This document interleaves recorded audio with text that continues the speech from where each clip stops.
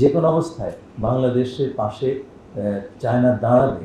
মংলা বন্দরের এবং সম্প্রসারণ ইকোনমিক জোনের যে ইমপ্লিমেন্টেশন 18 মাসের ভিতরে প্রথম ফ্যাক্টরি তারা তৈরি এখানে বসে দ্রুততার সঙ্গে তার মানে জিনিসগুলো ঘটছে। যেটা আমাদের গত বছরে যেটা একটা স্বপ্ন ছিল এটা এখন বাস্তবের দিকে যাচ্ছে এবং অত্যন্ত বড়ভাবে যাচ্ছে। গত চায়না ভিজিটের সময় আমাদের হাতে সময় ছিল 11 মাস।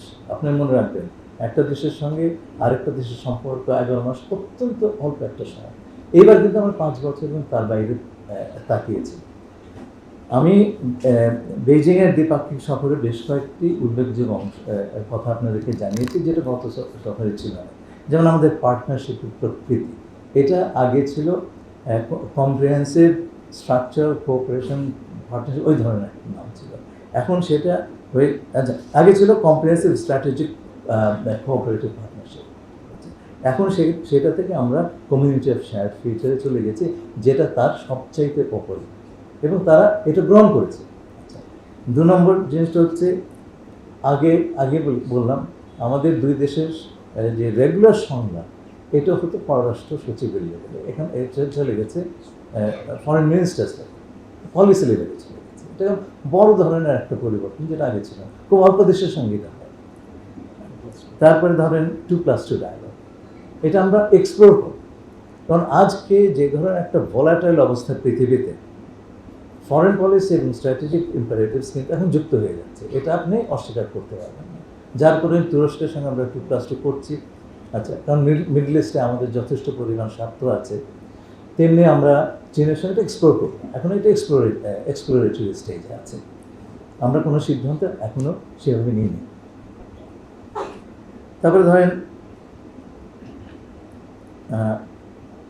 মংলা বন্দরের এবং সম্প্রসারণ ইকোনমিক জোনের যে ইমপ্লিমেন্টেশন 18 মাসের ভিতরে প্রথম ফ্যাক্টরি তারা তৈরি এখানে বসে দ্রুততার সঙ্গে তার মানে জিনিসগুলো ঘটছে।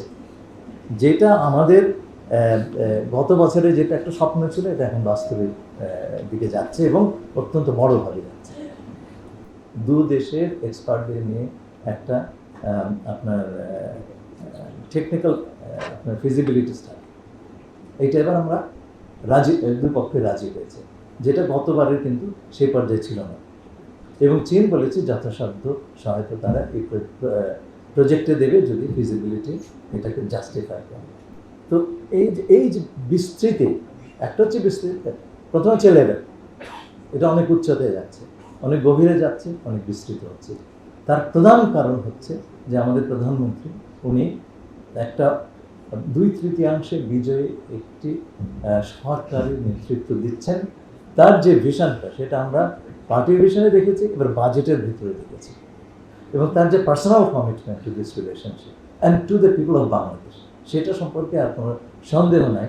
যার কারণে আমি শুরুতে যে কথাটা বললাম, যে কোনো অবস্থায় বাংলাদেশের পাশে চায়না দাঁড়াবে, এই কথা কিন্তু আগে এইভাবে শুনি।